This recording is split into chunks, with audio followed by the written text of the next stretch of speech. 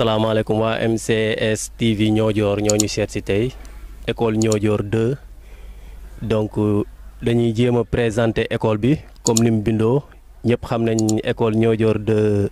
maanaam Bandé Niabo moo ko jur Niodior benn école primaire la amoon après la ci école bi juddu muy école Niodior 2 wante bërëb bii mu nekk nag bërëb bu comme nit ñi ko nettalee maanaam ay tool la woon ak ay jardin après lañ ko transformé comme école gis nga yàlla def si xéewal ñuy dox ba école bi màgg am macha allah ya jógee ci 6 classes ba 12 classes loolu la ñuy jéem a dugal comme présentation. xëy na ñu ngi waa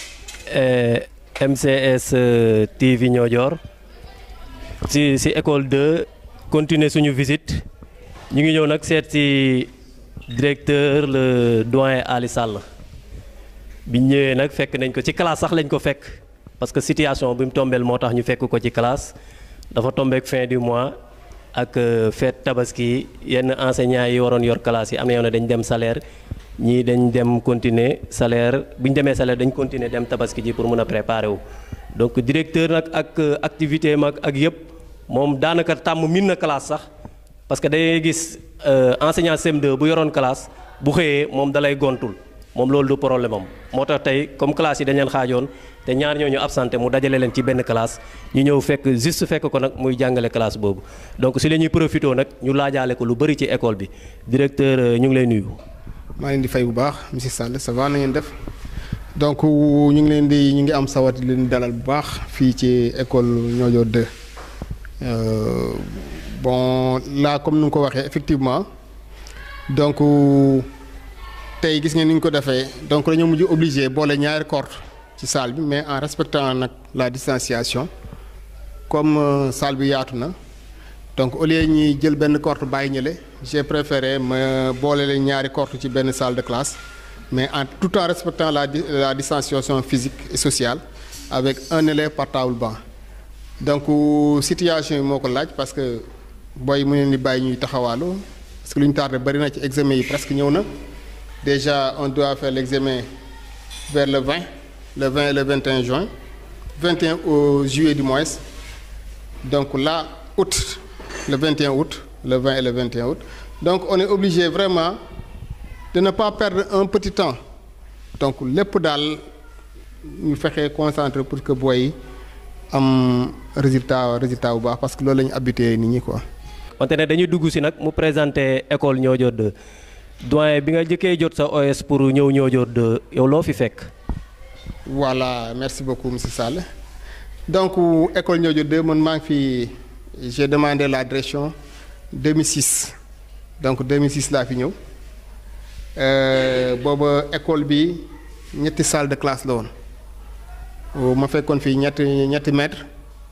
monsieur Diédhiou mu nga xam ne moo ubbi école bi ak monsieur Touré Babacar Touré ak madame Sali bon ñoom ñett laa fi fekk. Là c'était en 2006 avec 3 salles de classe yàlla def at boobu 2006 ma gagné direction bi parce que en ce moment là il faut que école mat 3 classes ñu da koy déclarer ci lañ déclarer direction bi ma compétir ko boobu j'étais à Dionewar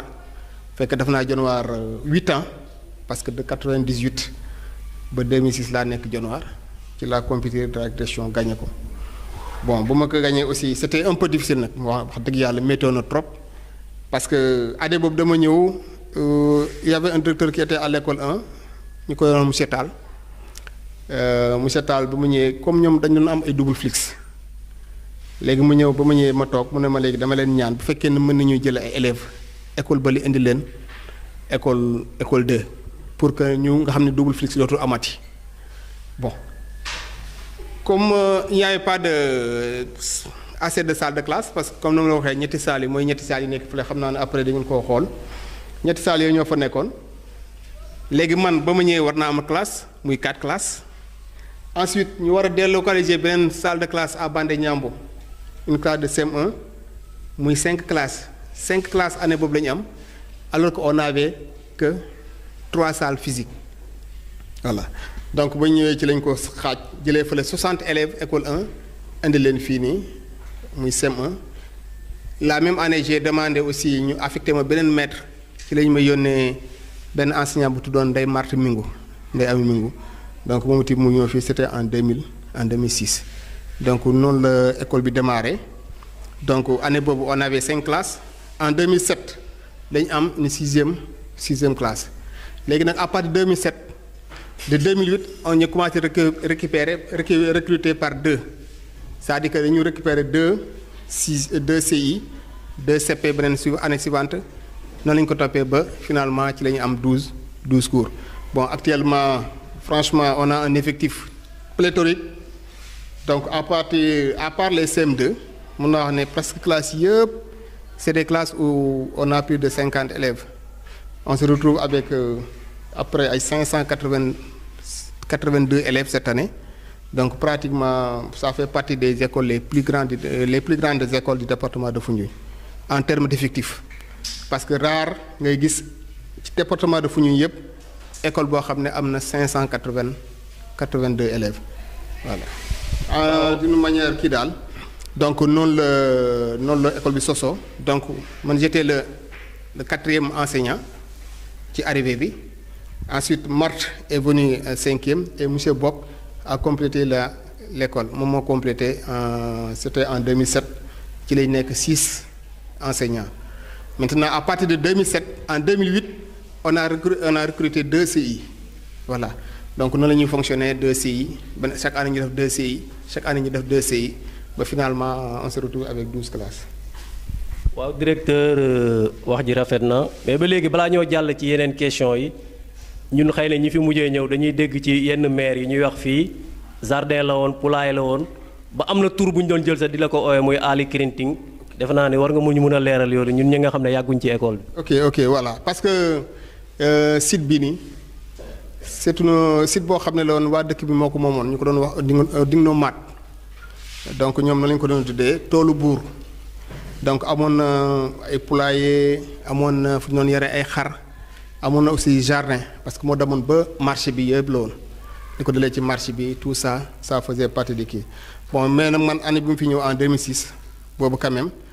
fekk nañu doole parce que école bi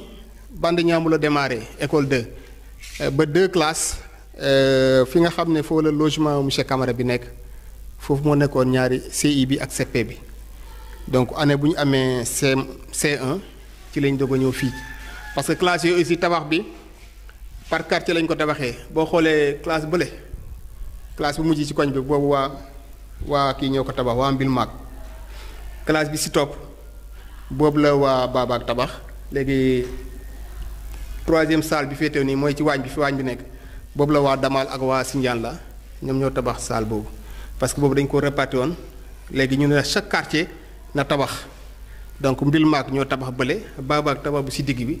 léegi bi nga xam ne moo mujj nii ci waañ bi fi nga xam ne mooy waañ bi actuellement boobu la waa Sindiane la ak waa Damal kii ko tabaxoon donc 3 salles yi ñoo fi nekkoon léegi année bu ñu amee man année bu ma ñëwee ak Marthe dañoo mujj obligé ñu abal ñu fi nga xam ne fa la gendarmerie bi nekk gendarmerie bi foofu mu nekk ñu abal ñu foofu ñaari salle de classe léegi ñaari salles yooyu fa lañu yóbbu fa laa yóbbu woon madame Sali nekk fa ak madame Mingu ñoom ñoo nekkoon ci ñaari salles yooyu léegi fii man ak monsieur Touré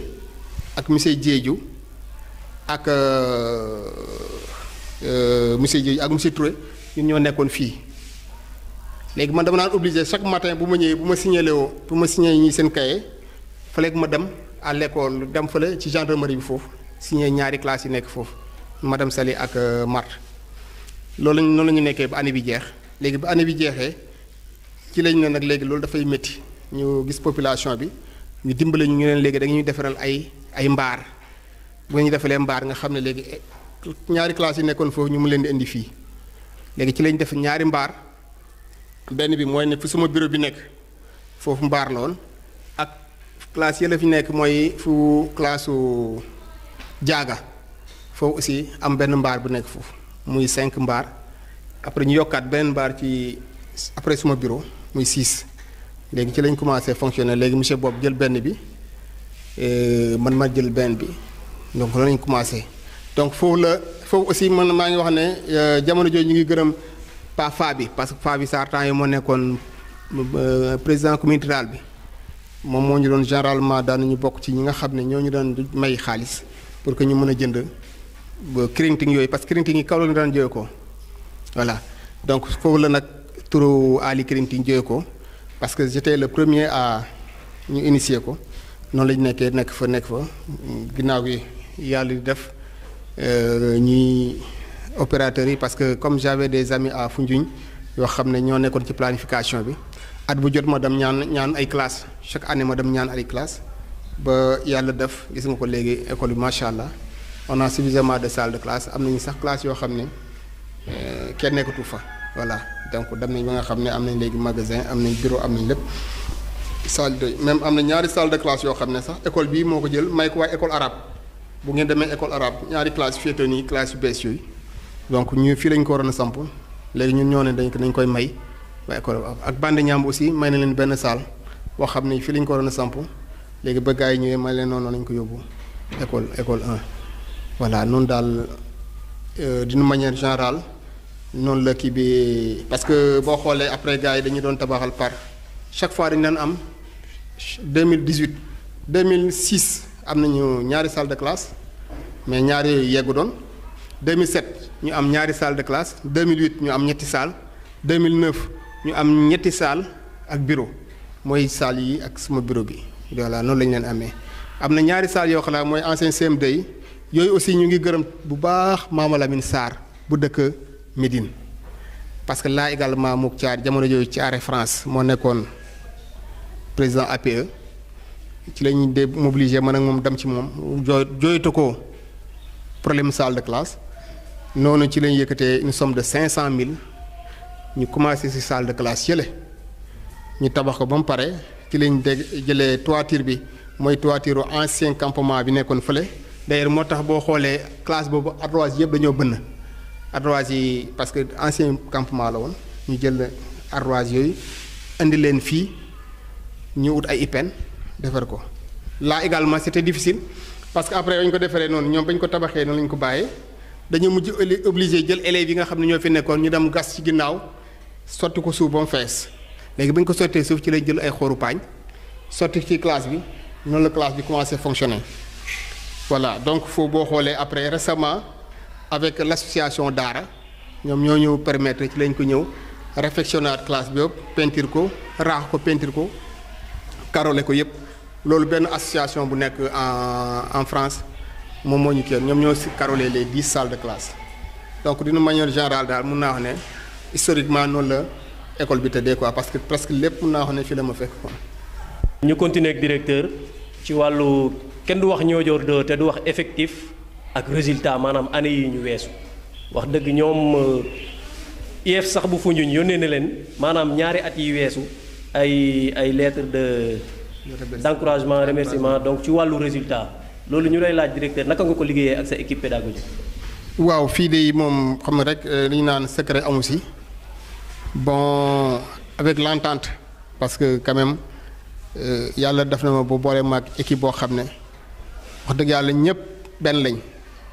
donc am na entente amuñ benn problème benn chaque fois on a des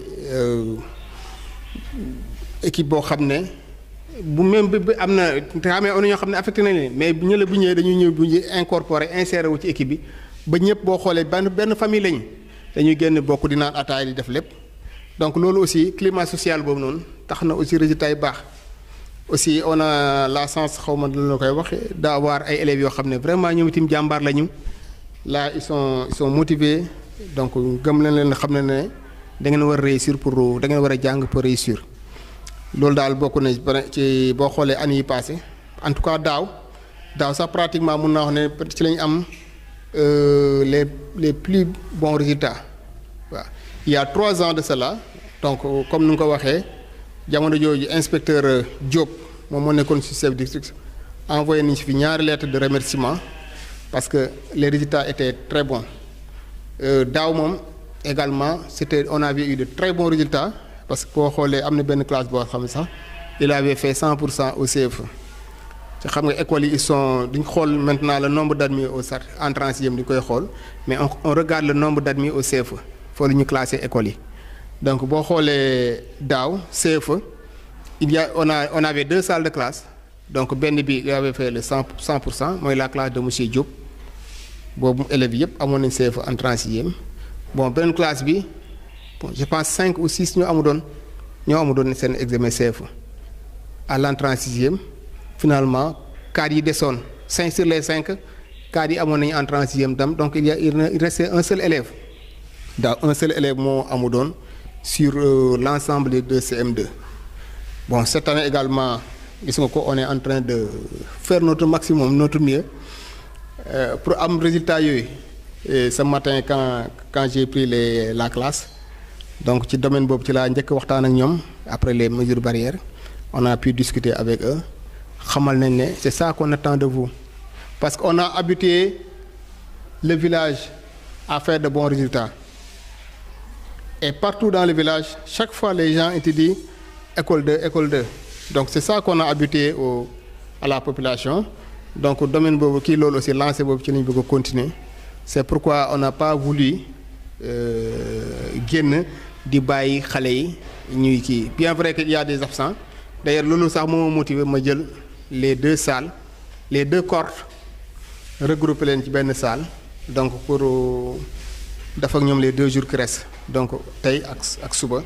avant les fêtes avant le tour avant ñuy jël fête yi quoi donc loolu la donc vraiment en tout cas résultat daal monsieur Sall yow muy laaj résultat affaire bi daal amul secret je pense que c'est le travail qui paye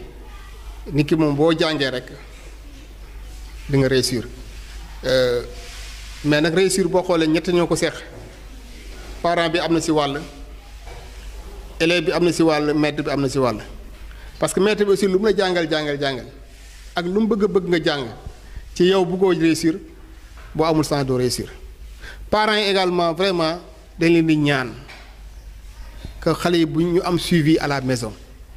mais aussi xale bi wàcc na école walla yow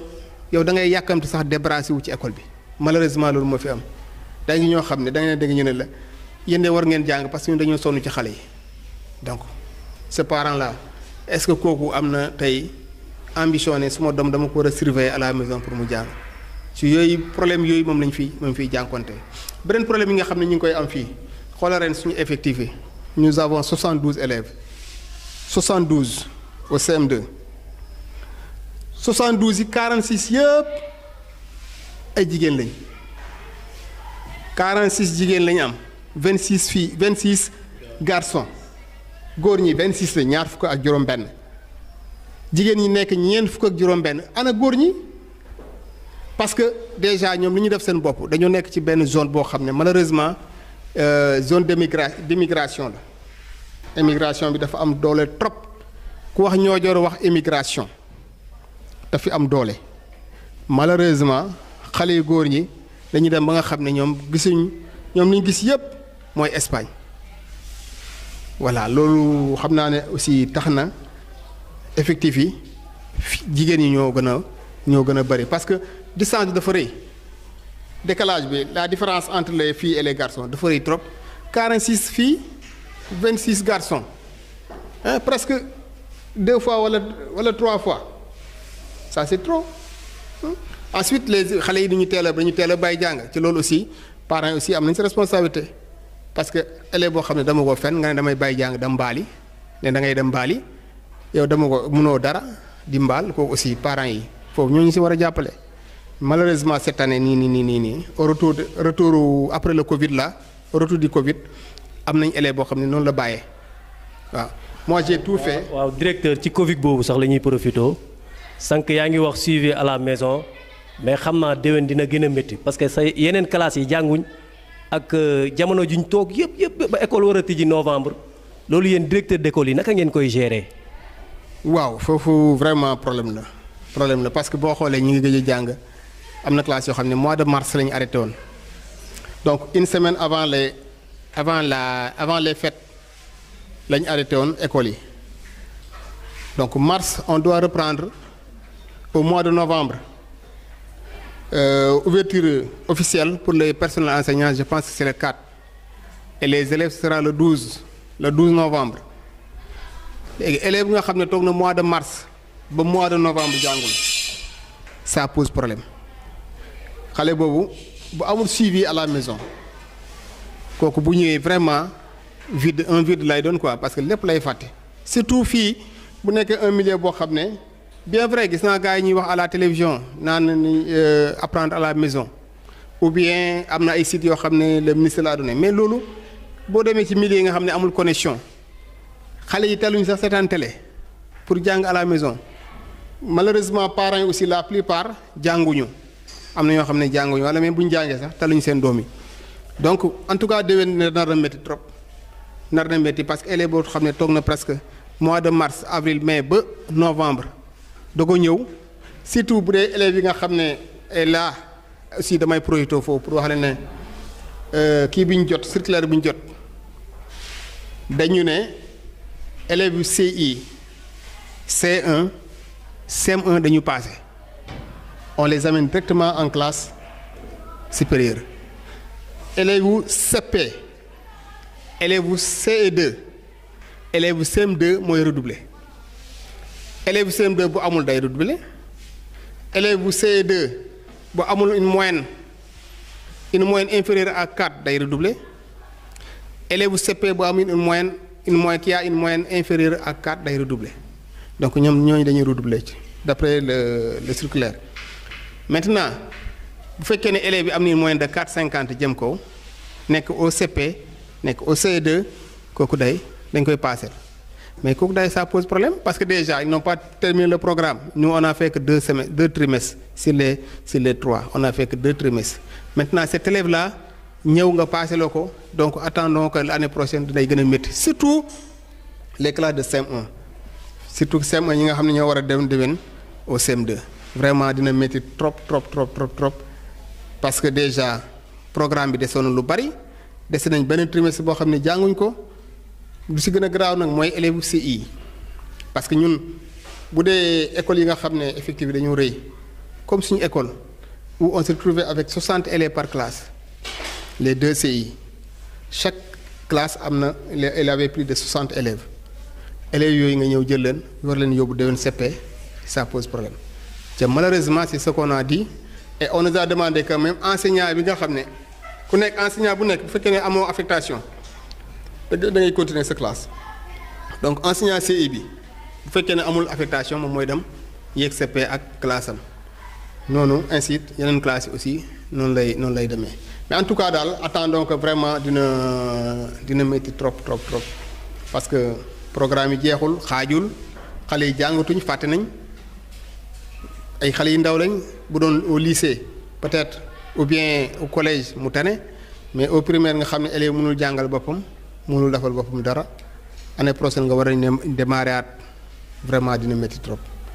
voilà. directeur balaa ñëw yegg ci présentation enseignants yi nga yor dinañ la laaj feebar ba nga xam ne chaque année defe naa ni da nga koy dund ren nag gisoon nañ nga teel si jóg xamuñ noo mu jég moom mooy maanaam wàllu kayiti juddu candidat yi war a def see. voilà foofu aussi c'est un problème effectivement merci beaucoup kooku mooy suñu principale maladie. feebar boo xam ne la muy ñoo jor kenn xamul kañ la fi jóg ren fu may wax ak yow nii am naa sur les 72 candidats yi nga xam ne ñoom lay présenté ren am naa 5 yoo xam ne ba léegi amuñ kayit waaw 5 élèves yoo xam ne amuñ kayit récemment on nous a convoqué à Foundiougne ñuy dem Foundiougne doon def vérification des listes mais ci vérification des listes bi am nañ 5 élèves yoo xam ne amuñ kayit donc ñooñu tey bon dañu ne fii ba jour examen bi wala bu ñu defee examen ba suba sax bu ñu indee seen kayit du leen tere def examen quand même ils vont faire un examen vous allez faire un examen mais malheureusement amaguñ kayit ca daaw amu nañ ci cas yoo xam ne au lycée ba léegi le proviseur dafa leen bañoon inscrire parce que booy amuñu woon kayitu juddu ba léegi ñu ngi jàng ren aussi on a 5 sur les 72 yoo xam ne ba léegi amuñ papier loolu daal en tout cas problème bu mag la on ne sait pas comment régler ça mais vraiment c'est un problème moo tax dañu ñaan parents yi vraiment nañu déclarer xale yi à la naissance xale boo juree xale da nga koy déclarer pour que kooku mën a am juddu mais il y a des parents ils ne déclarent pas léegi nag xale bu demee ba doon mag pour nga am jugement doon problème waaw ci boo naree jaar aussi ñu si gën a bëri ils sont obligés ne dañu xaar le juge mu ñëw fii alors que le juge quand il vient la plupart dossier da leen di rejeté donc déclaration daal loolu daal dañu ñaan parents yi ñuy teel a def seen déclaration déclarer xale yi à la naissance pour que booy mun a am extrait de naissance voilà. waaw balaa ñoo bàyyi directeur dañ koy wax mu présenter ñu ñaata classe la ak ñaata enseignants yi fi nekk ñu mën a jàll ci enseignants yi. Voilà, donc nous avons c'est une équipe de 15 enseignants. Bon, le directeur c'est Ali Sall. Ensuite, on a 2 enseignants arabes, Mamoudou Sarr et Dianoun Diadjou. Nous avons une classe répartie parce que nous avons par section. Donc les B, le Diadjou y aurait AI, Mamoudou Sarr y aurait 6. Nous avons 6 classes. 6 classes arabes. Donc enseignement arabe ñi def fi dañuy def enseignement religieux boy dañuy jàng alcorane ak enseignement arabe ci boppam la langue arabe. Bon ensuite pour au niveau des CI nous avons Jean-Marie Faye monsieur Faye moo yore CIA CIB Aline Badra Diop monsieur Diop. Boo demee CPA il y a monsieur Mbodj qui est là-bas et CPB c'est madame Dior Ndeye Fatou. Au C1A, on a M. Diaga et C1B, on a Ousseynou Sall. M. Sall, mon ex C1B. Dans C2A, on a M. Diouf, Mamadou. Et le C2B, on a M. Diata. Dans CM1A, il y a M. Gueye qui est là-bas. Et le CM1B, qui m'a M. Sarr, Badra Sarr. On a 2 M. Sarr. Mais qui c'est M. Badrassar, mon CM1B. Le CM2A, il y a M. Troué, donc mon est le 2e enseignant le plus ancien parce que depuis 2004, je suis à l'école. Moi je suis en 2006 là, mais en 2004 je fini. Donc mon est le CM2B. CM2A, CM2B, Lamine Sarr, donc Lamine Sarr, c'est sa première année ici. C'est un gars de Niodior, il habite à Niodior. Ren mooy première année donc daal noonu en gros noonu la kii yi tuddee noonu la enseignants yi nekk. jërëjëf directeur wax ji rafet na kon ñu ngi jàll ci yeneen enseignants yi yu jéem a présenté ñoom tam nuñ bi njëkk ci école bi lu ñu fi dund ak ba léegi ñi fi des itam lañ dund ci école bi jërëjëf directeur. merci beaucoup jërëjëf. waaw ba léegi ñu ngi école 2 gis ngeen xam naa ne ñu ngi ci pause bi fi lañ fekk enseignants yi ci digg école bi mais digg école bi nag amut fenn. ci département bi def naa ne keppaar gi moom école 2 rek la am donc comme ni ko directeur waxee rek ni mu leen présenté woon enseignants yi xam naa ne si la ñuy jublu mais am na ñu fi nekkul nag ñi fi jot a nekk dinañ jéem a jël ñu waxtaan ci école bi liñ fi dund bañ fi yegsee ba léegi. donc kii ñu jàkkaar lool mooy monsieur Faye Jean-Marie moo yor CIA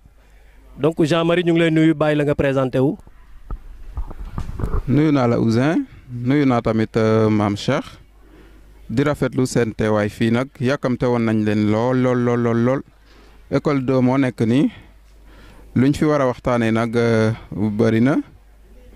gis ngeen école bi nu mu mel donc li yaakaaroon naa ne population bi sax nag lañ waroon woo ñu teew ñu mun a waxtaanee jafe-jafe école bi gis ngeen cours bi nu mu mel ñun def nañ luñ mën depuis ouverture ba léegi daanaka gisuñu kenn à part enseignants yi ak élèves yi. Parents d'élèves yi tamit soxla woon nañ leen pour ñu wax ci école bi ne serait-ce que nettoyage bi tamit ak ñu jàppale enseignants yi ci mesure sécuritaire bi xam nañ ne ñun actuellement ak risque la ñuy defee cours yi donc lu xaw a métti la bari trop ay risque tamit buñ ko sañoon daal moom parents d'élèves yi saa yu ñu xëyee ñëw nekk ak ñun ba heure wàcc jot waaw loolu tamit bëggoon nañ ko lool. yow noo dundee classe yooyu ak noo xam ci niveau élèves yi. bon bi ma ñëwee maa ngi fekk benn monsieur bu ñuy naan monsieur Kébé moo yoroon C1A bi ma ñëwee nag def naa 2 à 3 semaines ci CM2A fekk directeur monsieur Sall moo fa nekkoon après 3 semaines yi ci la mag monsieur Kébé jox C1A mu nekkoon tamit. Moment bu xawoon metti puisque c'était ma première année à l'école en tant que cré en mai ma fekkoon tamit élèves yi niveau bi c'était une classe très hétérogène mais vraiment enseignants jàppale nañ ma vraiment ba niveau bi xawoon na tane daal du ma ne baaxoon na mais xawoon na tane avec classe boobu nag moom la mos di yor ba daaw CM2 bi ñuy def CM2 yàlla de sutura nag ba franchement daanaka ñaari élèves yeeg ñoo kii wutoon ñoo jaalutoon cette année moom CI laa yor CIA def ak ñoom daanaka 6 semaines après crise sanitaire bi ñëw mu yem fa ak reprise bi ñu jox ma benn classe su 16 élèves CM2 waaw classe su CM2 moom lay nekk di waaw. waaw ba léegi mënuñ jógee foofu laaj la monsieur Faye mi ñu jàkkaar lool daaw yoroon na CM2 te gis nañu résultat yi ngeen def daaw donc macha allah wante ren nag dafa tombeek année ba nga xam ne année corona la loolu nag yow loo ci mun a wax ak niveau élèves ak examen yi ñu jëm. waa année bi de dafa doon année bu xaw a spécial nag ndax li yaakaar naa c'est la première fois de depuis le 14 mars yaakaar naa benn vendredi lañ arrêté cours yi toogaat 3 mois door a ñëwaat c'était comme des grandes vacances élèves yi perte na noon espoir ñun enseignants yi tamit on s'attendait pas à ça yàlla def na tamit ba nu ñëwaat ci jàmm ak de nouvelles mesures nag. neexut nag parce que déjà heure bi au Sénégal du heure jàng pour les petites classes là aussi ça a beaucoup joué ak période nawet bi tamit c'est pas facile changement d'enseignants yi aussi ça a joué en tout cas sur la concentration des élèves mais n'empêche chaque jour on fait des efforts pour avoir quand même des résultats satisfaisants. ba léegi yow lan ngay conseiller xale yi ren yi nu ñu mën a def ba mun a waajal seen examen ak suivi à la maison bi yow lan nga ciy wax lan ngay xelal parents d'élèves yi. waaw loolu d'abord les élèves ils sont très distraits chaque jour ñu wax leen ko c'est comme si c'était des cours de vacances alors que ñoo ngi justement ci biir année scolaire bi donc nañ xam ne l'année elle est déjà valide nañ xam loolu. parents yi tamit suivi à la maison parce que tamit 2 mois de cours c'est pas suffi lu ñu raté rek moo ëpp lu ñu nekk di def nii donc suivi à la maison bi yaakaar naa moo ëpp importance xale yi daal bu ñu wàccee nañ leen jàppale yàlla def na ay étudiants yu bëri ñoo ngi ci biir dëkk bi nañ leen topp xale yi saa yu ñu ñëwee kër ga rek am nañ exercice livre yaa ngi kër ga enseignant yaa ngi fii tamit nañ leen jàppale bu baax a baax ndax examen ñëw na te année bi ma waxaat ko day valide waaw. jërëjëf monsieur Faye ba léegi ñu ngi wéyal waxtaan fii ci école 2 ñu ngi jàkkaarloog monsieur Sarr dinañ la bàyyi nga présenté wu yow ban année nga ñëw ci école bi ak noo gisee école bi ak at yi nga fi dund ak ren itam li nga fi dund tombeek année bu spéciale donc yëpp dañ koy tënk ci benn question donc nga mun ko expliquer leeralal ñu ko. voilà merci maa ngi leen di fay voilà kontaan ci yéen voilà école bi maa ngi fi ñëw depuis janvier 2017. voilà bi ma fi ñëwee aussi fekk naa fi ay enseignants ay équipe boo xam ne équipe bu am solo la jàppale nañ si lu ne si fan yu ne ñu ngi ciy góorgóorlu nag depuis année boobu ba leen gii nii waaw. donc li may wax daal mooy que ne année bii nii année particulière la donc année particulière nag dafa am ay mesures yoo xam ne c'est des mesures particulières ñoom ñoo koy gunge donc depuis bu ñu reprendre ba léegi voilà man ma chargé woon ci affaire lépp luy jëm ci wàllu hygiène donc. voilà chaque matin maa fi ñëw planqué wu fii nii di saytu xale yi liy jëm ci wàllu raxas yeeg thermoflash yeeg yëpp mais depuis boobu ba léegi vraiment macha allah quoi xale yaa ngi respecté mesures yi ñoo ngi jël seen température et cetera donc fu mu ne nii daal luñ fi woon a wax mooy que ne macha allah depuis boobu ba léegi daal lépp a ngi jàll ci alhamdulilah donc. ñun luñ ci mën a yàqu daal mooy ko ne xanaa parents yi jàppale ñu rek lépp loo xam ne war nañ ko def kër ga bu ñu leen joxee ay exercice ak leneen yu demee noonu donc parents yi mun see jàpp ñu xam ne année ren bii nii moom année particulière donc bu dee année particulière nag ñëpp a siy jàpp pour xale yi mun a def seen examen ni mu waree ak ñu mën a am résultats yi nga xam ne daanoon nañ ko am donc loolu laa amoon loo xam ne mun naa ko yokk di ñaax parents yi daal ñu jàppale ñu gunge xale yi ba ñu mun a def seen examen. nuñ waree voilà merci. jërëjëf monsieur Sarr ba léegi ñu wéyalaat waxtaan wi jàll ci monsieur Guèye monsieur Guèye yow suñ doyen nga la comme ni ko monsieur Diamé di waxee yow suñ doyen nga ci école bi donc xam naa ne li ñu fi rëcc lu bëri yow xam nga ko ñu ngi lay bàyyi nga présenté wu te wax aussi noo dundee fii. asalaamaaleykum wa rahmatullah taala wa barakaatu. ñoo ngi sant ñëpp di gërëm ñëpp ñi nga xam ne ñoo nekkandoo ci école bi mais di sant également population Niodior yëpp ñoo ngi ñëw fii Niodior en 2009 2010 fekk boobu école bi 5 enseignants ñoo fi nekkoon muy directeur monsieur Diédhiou madame Kébé ak madame Marthe Mingou boobu fekk aussi école bi amoon ay mbaar sunu première classe bi ñuy jëloon aussi ci ay mbaar lañ ko def yàlla def aussi école bi nekk école boo xam ne yàlla def ci barke màgg bi gaaw lool ba jaaxal ñenn ñi mais loolu nag yàlla la aussi yàlla def barke aussi ci njàngale mi ba nga xam ne résultat moom daf fi faral di am te résultat yooyu daan fi faral di am ñoo ngi ñaan yàlla aussi mu sax ba ren jii nii mu daal di am daal fii nag wax dëgg yàlla nekk na équipe pédagogique boo xam ne équipe pédagogique bi mën nañoo wax ne amuñu benn problème amuñu benn jafe-jafe parce que ba ci directeur bi ba ci suuf comme ay mag ak rakk nekk loo xam ne aussi wax dëgg fa yàlla lu ñëpp di rafetlu la daal ba tax na xol yooyu ànd noonu lañ àndee ci liggéey bi ba ku sa nekk liggéey bi ni nga koy def sa xol nga koy defee ak yéene yaakaar naa loolu bokk na si li tax sax résultat yi di gën di am solo daal bu ñu weesoo foofu aussi mu nekk année boo xam ne comme ni ko nit ñenn ñi waxee dafa nekk année boo xam ne une année particulière parce que période bi ku nekk da daan jàpp ne def nga examen ba pare yaa ngi sa kër wala yaa ngi def si yeneen activités yi mais cette année ci dafa nekk année boo xam ne ni année coronavirus la depuis mois de mars ba léegi booy dañoo vaquer classe yi mu nekk aussi début cours yi nga xam ne ñun ñi nga xam ne dañoo jëloon spécialement comme par exemple être créé en mai dans les classes bi ñu ñëwee les premiers cours là xawoon na métti lool parce que moo gënoon a métti sax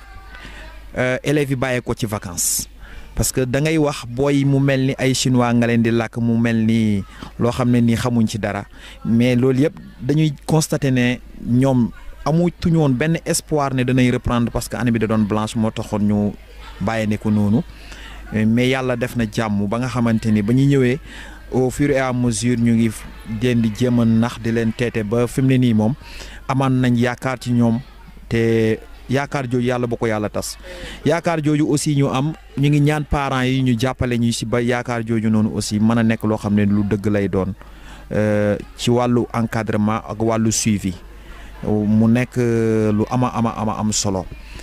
loolu daal vraiment nekk na loo xam ne bëgg nañ koy jàllale comme message ci parents yi ñu jàpp ci ñoom itam bu baax waaw ñi nga xam ne aussi nekk ay classe intermédiaire yi nekk fële léegi classe yooyu aussi vraiment bu ñu bàyyee ndeku ñu ngi ñaan étudiants yi ak bonne volonté yi nga xam ne ñoo ngi ci dëkk bi nañ organiser booy yi nga xam ne si classe intermédiaire yi lañ nekk ay cours de vacances bu ko defee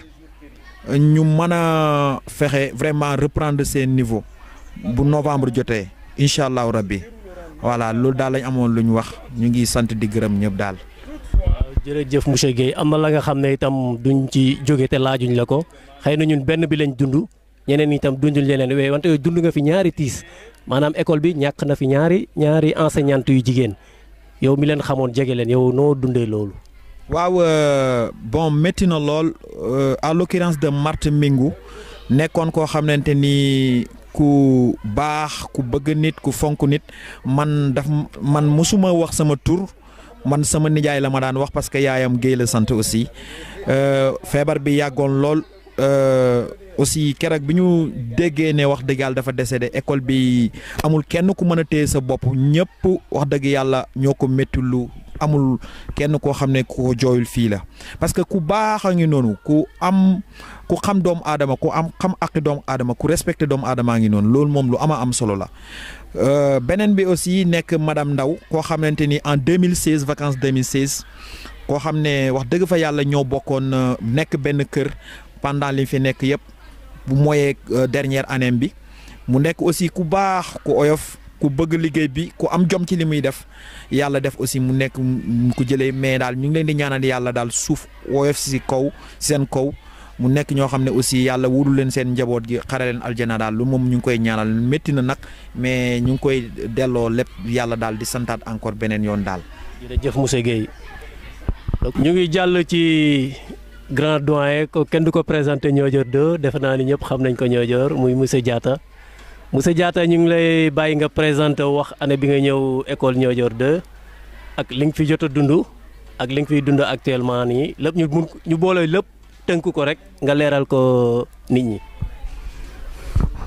asalaamaaleykum Ousseynou Sall donc maa ngi lay gërëm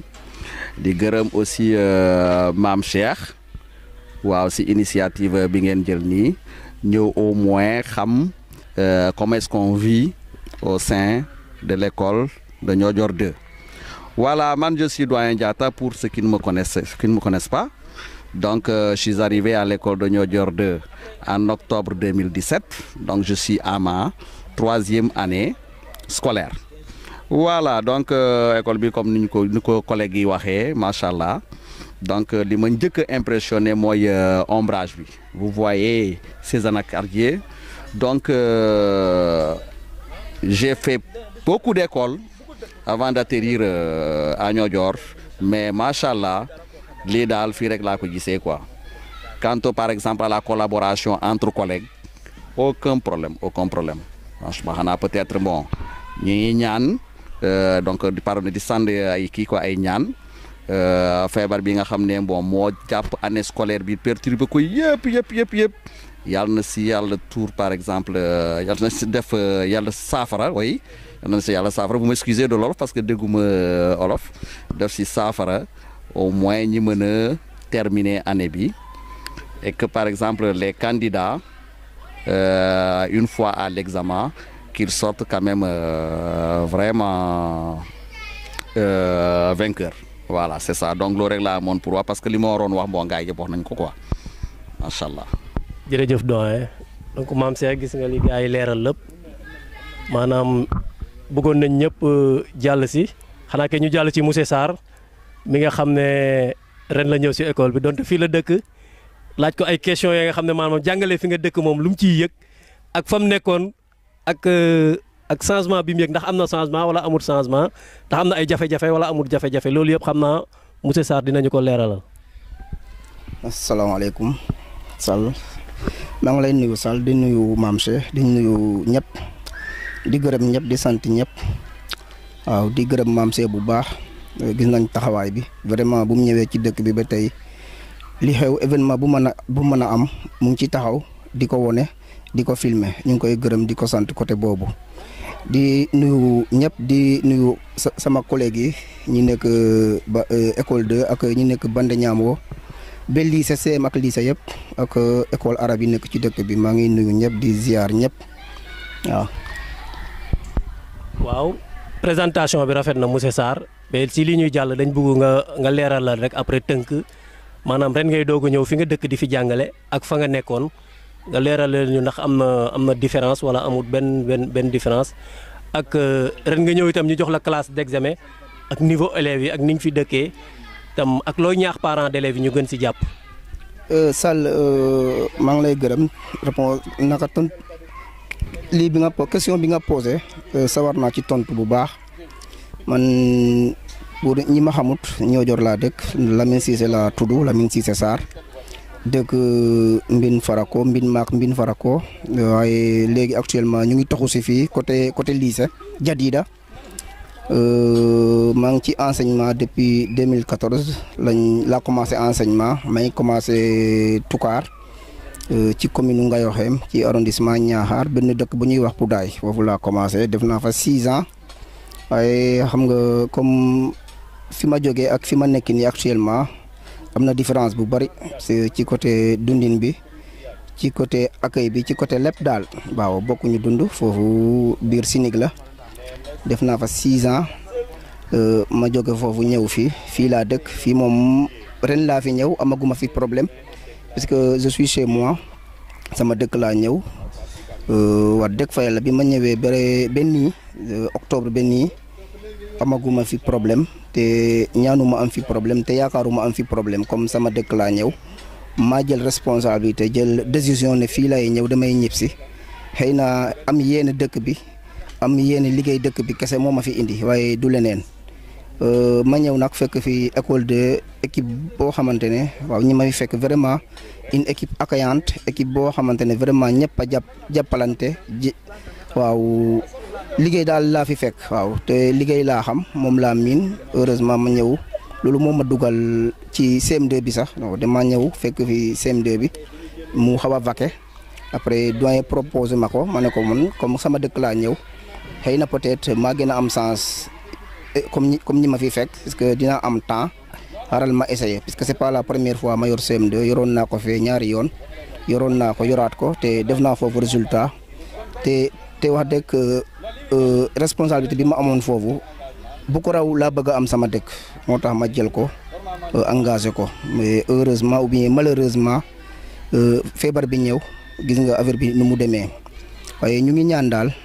yàlla mu may ñu résultat yu baax comme d'habitude parce que am nañ information ne école bi depuis ba mu commencé ba tey ay résultats yu baax rek lay am comme ñun tamit fii lañ dëkk liggéey indi moo ñu fi indi responsabilité moo ñu fi indi ñu fekk fi ay liggéeykat waaw ñu jàppalante gën a baaxal liggéey bi quoi loolu kese la waaye du leneen ñu ngi ñaan daal résultats yi gën a baax malgré année bi demee nañ nii waaye yàqul dara comme examen fokk mu am te incha allah examen dina am le 20 waaw ñu ngi jàppalante actuellement nii ñaari classe lañ am CM2 divisé nañ ko ci 5 classes classe bu ne ñi am na classe yu am 14 ñi am 13 ñaari enseignant par classe la ñuy def waaw kon yaakaar naa ne liggéey bi day gën a oyof te gën nañ am yaakaar waaw malgré am na tuuti lu ñuy ragal tuuti puisque toogaay bi métti woon na yàggoon na trop ba élèves yoo xamante ne dañoo désapprendre woon yaakaar ne école dootul tëj naka dootul ubbi waaw mais commencé nañ ça fait 1 mois am nañ espoir puisque le niveau mu ngi ñëwaat am na ñuy ñëw ndànk-ndànk moo ñu may yaakaar daal yaakaar nañ résultat yi mën nañ baax waaw en tout cas ñu ngi def lu ñu mën xanaa di ñaan parents yi surtout parents yi à la maison puisque li ñu mën a def fii day tuuti trop temps bi ñuy jox 9h la ñuy dugg wàcc 14h30 loolu moom vraiment day gàtt trop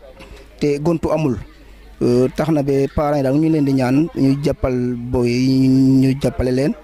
kër ga renforcement yi kër ga exercice yu bari ñu leen di jox exercice yu bari ñu leen di surveiller à la maison ñuy def exercice yi foofu buñ ñëwee fii ñu gën a def renforcement ku am mag tamit mag buy jàng soit étudiant la wala bu ku nekk lycée wala CM ñu ngi lay ñaan nga jàppale sa xale sa rak nga jàppale ko ci exercice yi ci renforcement yi bu baax a baax loolu daal la ñuy ñaan parents yi ñu gën cee taxaw gën ñoo jàppale parce que année bi ni mu demee nii am na loo xamante ne am na rigueur boo xamante ne bëgg nañ ko waaye mënuñ ko def parce que maladie bi feebar bi moo ko laaj am na geste barrière am na leneen yoo xamante ay détails yoo xamante ne pour nga def li nga bëgg a def comme il se doit doo ko man waaw donc comme yéen a nekk ci kër ga waaw ngeen jàppale ñu foofu bu baax a baax parce que foofu moom liggéey bu am solo moo mën a am foofu te moo war a am foofu waaw. jërëjëf monsieur Sarr wax ji rafet na. ba léegi ñu ngi àndaat ak MCS TV Niodior donc da ngeen di dugg ci kii bi ngeen abonné ci site bi lépp xibaar wala bépp information bu ngeen soxla ci Niodior wala ci activité Niodior wala administration Niodior wala yëngu-yëngu te Niodior yëpp maanaam di ngeen ci am lu leen leer. tey nag dafa seet si woon Niodior 2 ñu ngi continuer ba léegi di wéyal di wéyal waxtaan yi fii si Niodior 2 bâtiment bi ñu jàkkaar lool donc defe naa ne bâtiment bi moo sos école bi lañ mun a wax quoi maanaam lu tax ma ne moo sos école bi ay quartier ñoo cotiser tabax ko maanaam classe bële ne le waa Mbin Maag la bii waa Babaak bee waa Signala ak waa Damal ni mu sosee école bi nag noonu la dencee bagage école bi lu ci ëpp donc ñu ngi ko denc ci bâtiment mi boo ne ma denc maanaam fi mooy salle informatique fii mooy kii bureau des essais fii magasin la fii atelier d'art la atelier d'art maanaam c'est-à-dire atelier lu jafe la ci yenn écoles yi département bi boo koy wëññi donc Niodior 2 rek moo ci am école bu am atelier buy liggéey ak ay partenaires donc même bi nga gisee corona bi mu ñëwee sax loolu dañ ko jël dénk ko waa atelier ba lii nii mesure barrière yi waa atelier bi ñoo ko liggéey affiche ko pour xale yi bu ñu ñëwee itam mun a xool ci affiche bi même bu ñu leen expliqué wul sax dinañ comprendre bu baax mesure barrières yi. atelier bi lu am njëriñ la li mu doon liggéey moo waraloon ngeen doon dégg école de seen cantine scolaire ñuy togg ay jeudi wala mardi di yendoo xale yi donc loolu lépp atelier bi liggéey na ci lu bëri muy solaire beeg muy pompe beeg yëpp atelier bi liggéey na ci lu bëri. donc ki ko géré nag mooy monsieur Sall man 2014-13 laa ñëw ci école bi. donc fekk fi lu bëri fekkuma fi miir fekkuma fi dara yàlla def ñuy dox donc bu ñu doon doon def évaluation xale yi sax ci feuille lañ doon bind ak tableau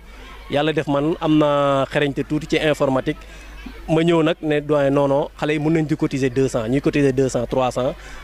may defar ay épreuve di ko yóbbu ci naakule fi Suber di ko tiré boobu amaguñ benn machine yàlla def ñuy dox di liggéey ak partenaires yi ñu andil ñu ay machine andil ñu solaire ñu am courant ba lépp lu ñuy def ak xale yi sax composition sax ñun ñoo koy tiireel suñu bopp ñu ñoo koy imprimer suñu bopp loolu yëpp donc muy liggéey bu doy waar yàlla jàppale ñu si ba loolu yëpp sotti donc maam Cheikh ñu dugg ci atelier bi ñu xool bu baax fi ma la wax ne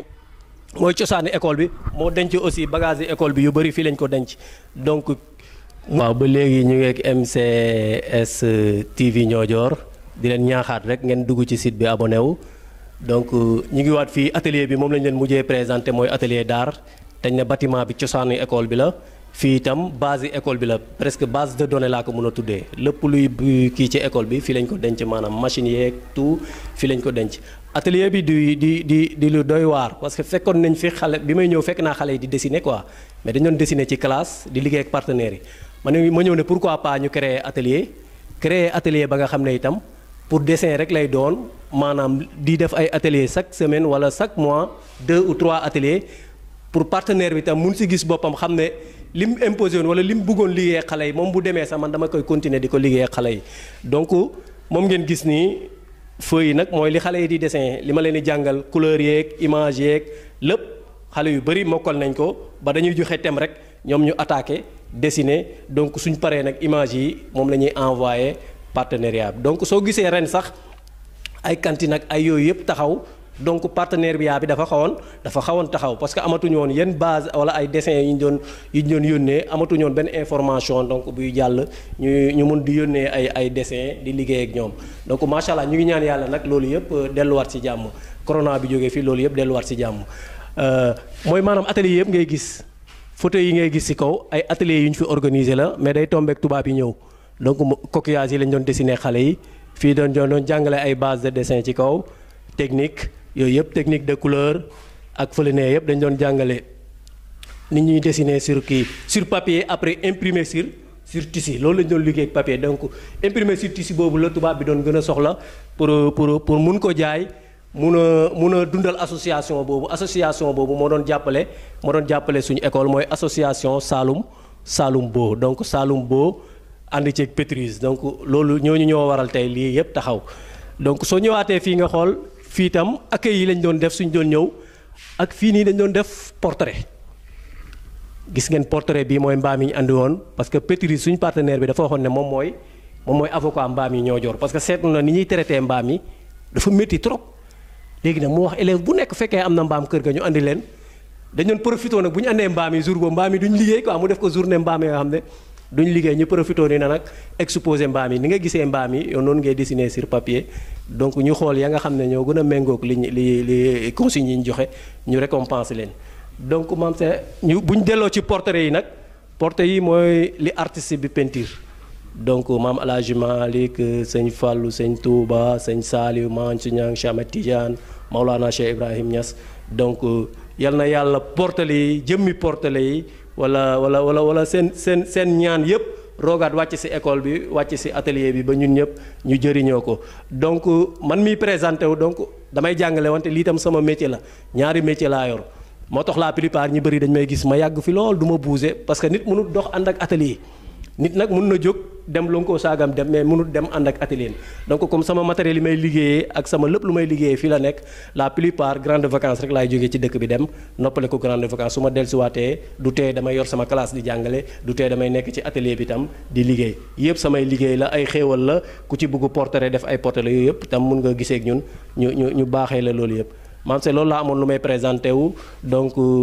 di ci yokkaat ne monsieur Sall 2013 14 la fi ñëw def na fi 7 ans donc yàlla def dëkk bi di dëkk culture moom xam na ci dara culture presque fii la dee loolu laa mun a wax quoi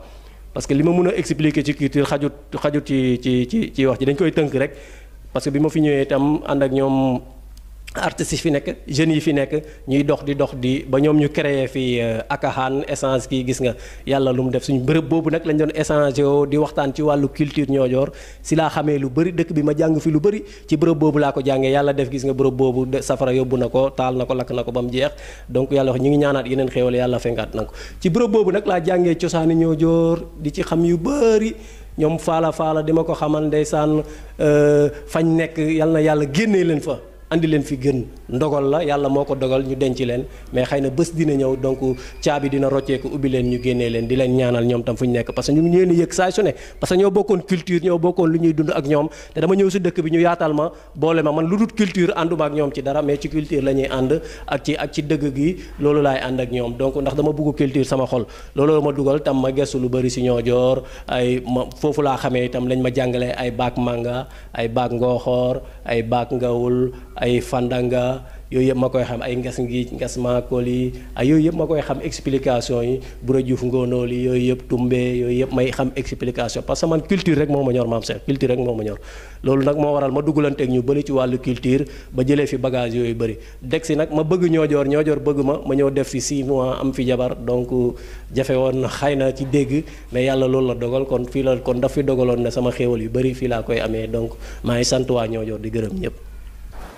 am na lu ñu fàtte woon expliquer lii ay technique de collage nga xam ne dañ koy jàngal xale yi muy case en brin d'allumette donc technique yu bëri xale yi fii lañ koy jàngee ñoom ñooy dessiner monter case yi ñu coupé ko léegi jël suñu brin d'allumette yu bëri di ko ci colle maanaam recyclage lañ ko tuddee di ko ci colle nag ba mu formé wu aar ñu papier ko vernis ko donc décoration la dañ koy décorer néeg chambre coiffeuse wala table à manger.